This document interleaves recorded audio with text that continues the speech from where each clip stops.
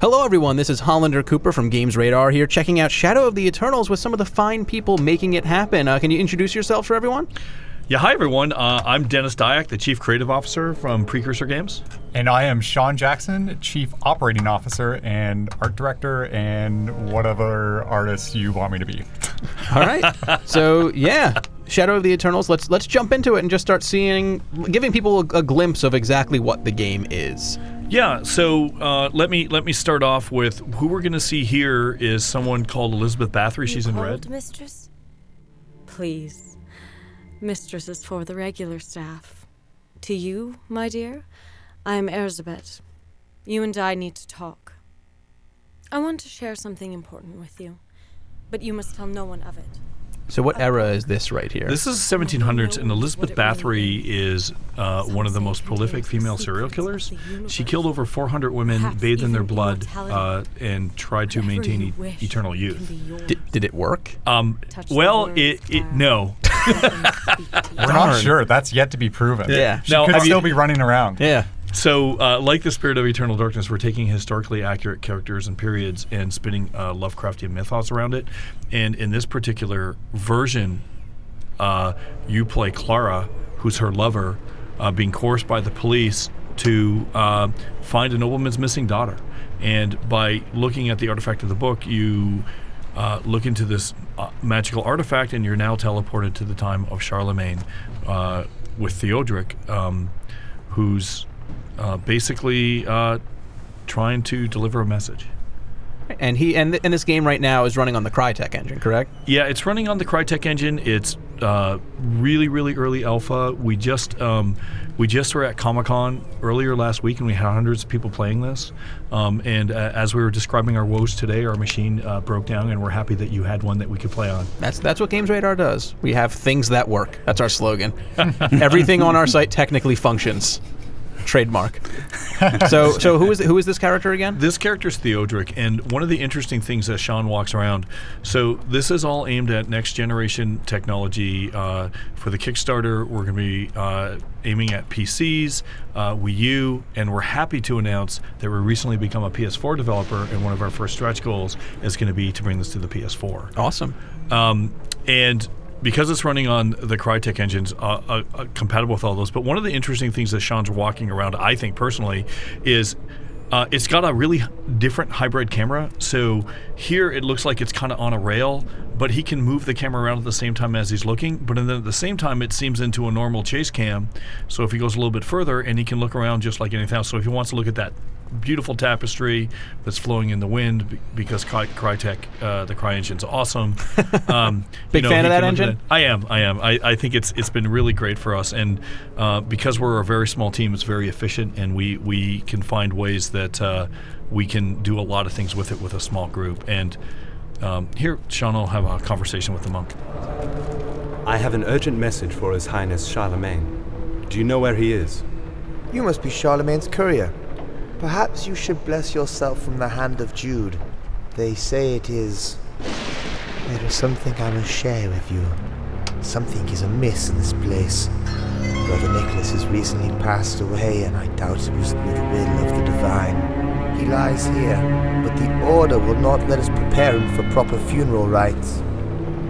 So one of the interesting things about Theodoric's investigation here is that he's come to deliver this message to Charlemagne, and what he finds is some strange things that are happening in this cathedral. So what his job is to do is to go around and try and get to the bottom of what's happening. And if the player, one thing that we want to kind of strike home is getting the player involved in looking for clues and trying to unravel that mystery on like what layers are buried beneath this environment.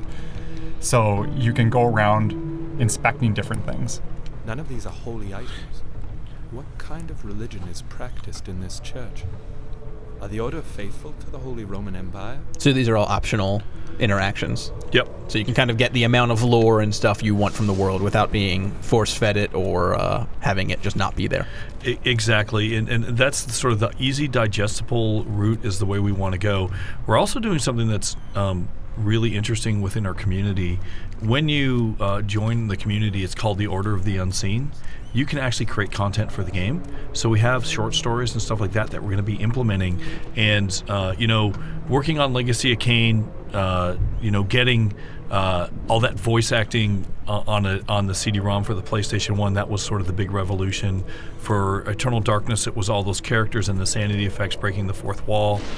When we worked on Metal Gear, it was, doing all those great cinemas with Kojima. And for this, right now we've got this generation of new hardware that's coming out, PS4, all the great AMD stuff, the Wii U, Xbox One, I should say, and Oculus Rift, whatever you want to call it. But here, we've got the community for the first time. This is where we think we're really going to take it to the next level, because we've got hundreds and hundreds of sanity events people want to create, great short stories, bring them in the Elder Gods. And just imagine if by joining the community you wanted to write a short story, you open a book and you could start to read it. That's the cool thing that we're looking at doing here with Shawn the Eternals. Dennis, one thing you haven't mentioned is our special little surprise. Oh, so many surprises. So one of the surprise things that we're extremely happy about is the main protagonist in the game, which is Detective Paul Becker. He's being voiced by the voice actor David Hayter. Oh, really? Yeah. David Hayter actually worked on Eternal Darkness, and obviously we worked with him on Metal Gear as well. And I called him up. The fans on the site were just like, they were his most recorded voice. So I called him up, talking about the game. He goes, "I'd love to do it. Let's do this." So yeah, he's going to be officially announced. Awesome, and that'll be officially announced when the Kickstarter goes live. Yep. Cool. Yeah. I mean, that's, I think, a key point here too. Is this is a Kickstarter you're looking at. It's not 3D isometric view. I mean, this is something totally different to the Kickstarter scene, and I think what gamers have wanted for a long time. And it's something totally unique, and you can tell the level of polish these guys have put into it. I'm the voice from the right side, by the way. But it blows me away when I look at it. And this game has to be made, and we need fan support. So we just appreciate it, and hope you love what you're seeing. So what are the major differences between the first Kickstarter that was launched and this one? Oh, so many. So, obviously the David Hayter. Sure. We've also reduced the Kickstarter goal to $750 because we've managed to get other means of funding that we're not announcing yet. Okay. We're working with groups like AMD. We're obviously becoming a PlayStation 4 developer. We're really excited about that and want to make that our first stretch goal. We've retooled all of the tiers in Kickstarter, and we think they're really going to be attractive for people. And then the last one, Shawn, tell me if I'm missing anything. Sorry if I'm so hyper. Mm-hmm. The last one is the community-created content and the community that we have now. Are major players not only in creating the content for the game, but also the Kickstarter. And you'll see them in the Kickstarter video. Monks appear to be cool. reproducing scripture, but these texts aren't like any others. So you mentioned earlier that insanity effects are back in a big way. I don't know if I can technically say back because it's spiritual successor, but they're involved in a big way. Are we going to see any of those? Oh, yeah. Cool. Yeah. So obviously you're going to see one here that's just coming up around the corner, but we're going to do a ton of those things. And in the original Eternal Darkness, we probably had 60 or so sanity events, and already from the order we have over 300, and the game hasn't even started production. Oh, wow. So there's going to be a rich pool to pull from, and we're really, really excited about it. So as you see here, upon further inspection, there should be lots of little clues that kind of point you in the right direction, right, and have the player solve puzzles and the mystery. So that way they actually feel like they're accomplishing something, and it's not just a linear experience where they're being spoon-fed information. Right.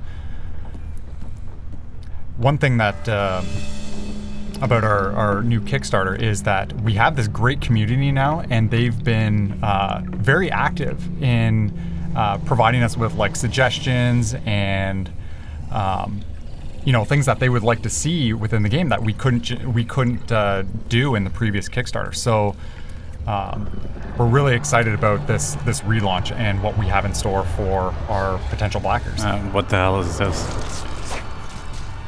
So this is actually a glimpse into one of the sanity effects. This is more of like a cinematic experience. Everything is running real time here. And as Theodoric encounters these creatures, his sanity starts to drop. Right. And will it function in terms similar to Eternal Darkness in the term of when you see something that's not of this world or what you think it is, you lose sanity, and one of the ways you gain it back is by defeating said creatures?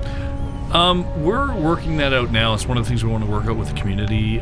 We think that had a lot of pluses and minuses, but it is a spiritual successor, and we do want to do a lot of things differently, quite frankly. Sure. And before I think we were. The technology was limited in what we could do with limit. We didn't really understand what we were doing back then, and now that we sort of understand more about the fourth wall and how we want to break it, I'm not even sure if we're going to have a sanity meter in there. Right. But we are going to do things to take it, expanded upon layers on storyline, exploration. So maybe there's something where if you're insane, you can find that exit that you couldn't find before. Right. That corner, if you just looked up in the right way, you saw that door. So how we do it is to be determined. It's something we want to work with the community, but it will be there. Awesome. And you said that it's going to right now it's coming out for PlayStation, or hopefully PlayStation 4. It's a stretch goal. PC and Wii U. Are there any reasons for the lack of an Xbox One? Is it because of the self-publishing, or? No, it's only because it certainly costs more money for every platform you do, and the PlayStation 4 is something we want to do right away. It's one of the fan favorites, and also it's really easy as an indie developer to get on that track. We love Microsoft. We think they're a great publisher, and the Xbox One's got a lot of potential. It's just the natural order of things is the way I describe it. Awesome. So what we're seeing now is actually a real-time loading sequence where you go in and out of the book. I saw a boy and fire. A world falling apart.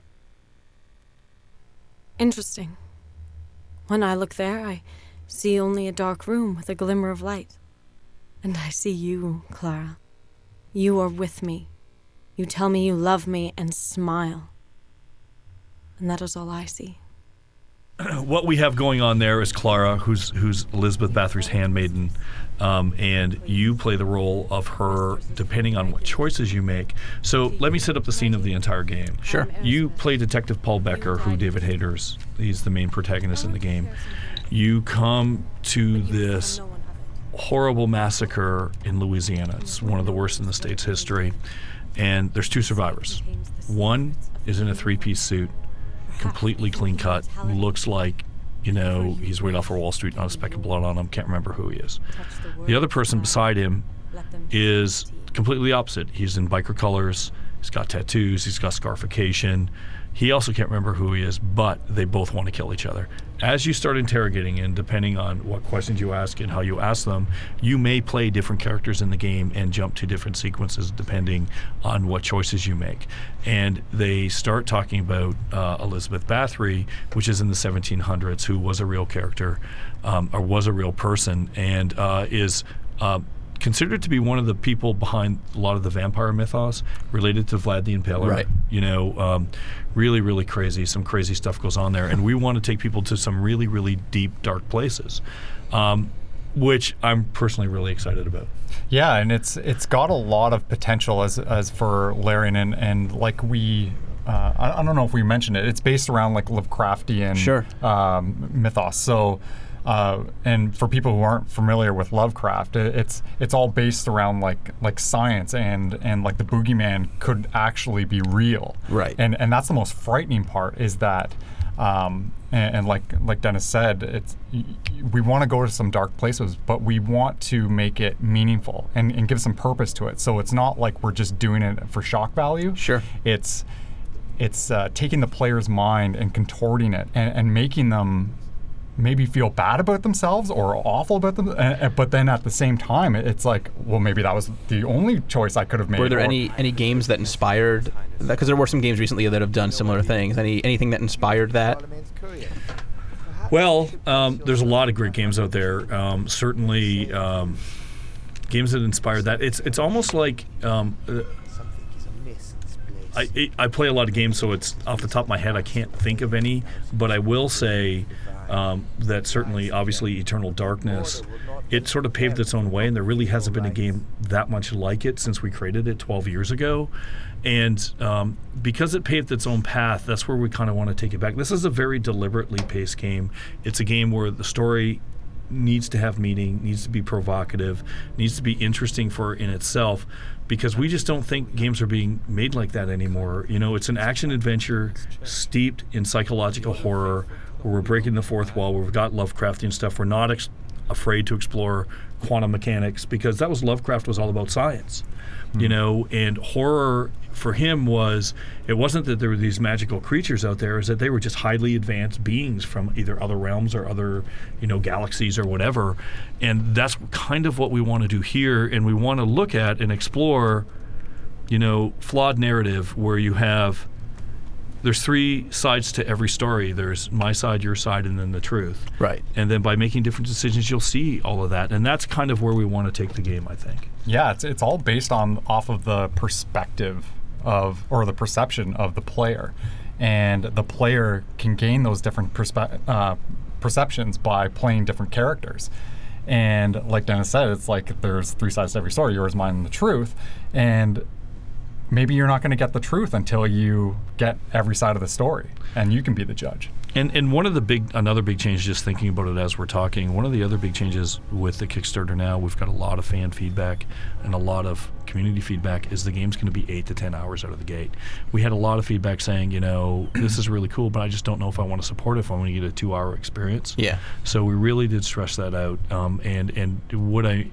There's so much lore with Elizabeth Bathory that the story will be complete on its own. It'll be a complete experience. And certainly if we get more funding, then we'll add more stories. But we want to make it a complete experience. So we really did look at, this was, it's a new company. We don't have experience in, a lot of the crowdfunding things. And I think one of the things we did before was try to model it after other Kickstarters. And then we looked at it, and we even at Comic-Con and in recent interviews, we realized that we're very, very different than most Kickstarters. This, isn't using the typical engine that everyone else uses. It's not a turn-based strategy game, top-down 3/4. This is a full. It looks like a lot of people said it looks like a AAA game, and so we have to approach everything differently. So that's what I think we're trying to do here, and hopefully people will embrace it, and will fund us. Right. Another question I had is a few years back, I remember reading that you were saying that the model of showing games off really early to anyone, to press or anyone, was sort of a detriment. Now that it would be better not to show the games until they're finished. That sort of, in a way, goes against the Kickstarter method. Do you have you changed your opinion on that, or is it just sort of are you just playing the game? No, I'm not playing the game. I think it would be safe to say there are a lot of things I said in the past that I no longer believe in, and I said I would think that I was incorrect or shouldn't have said them. If you go back to those days, I was a big believer in huge monolithic companies with, having hundreds and maybe thousands of people, and had aspirations of taking companies that way. And now with Precursor, I'm focused on the creative, which I'm really happy, and Shawn and Paul are running the business stuff. And I would say I think it's the opposite of that now. I really believe the opposite, where it's kind of, to me, equates like Hollywood. If you look at all we've seen in the video game industry lately is a lot of layoffs and a lot of huge companies laying people off, where we're a really focused small team, and we want to keep it small and focused in order to be agile in this difficult economy. We're not looking to raise $50 to $80 million to make this game. We don't think that's realistic, first of all. And secondly, we don't think that's a good business model.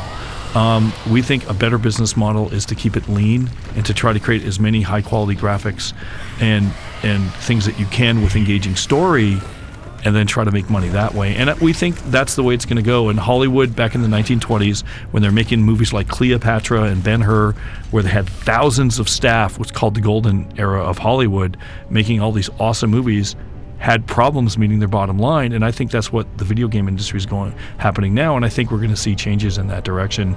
And I see Kickstarter and going to the community is refreshing chance at that. And yeah, in order to do that, you have to show things early. You have to. So, don't agree with it anymore with what I said. Well, what you see here in Shadow of the Eternals, it's definitely not. Everything's not fleshed out. Like, this is just a glimpse into what we want to do. So it is a contained demo. It has like its own little story arc and things like that. And we really wanted to plan it out as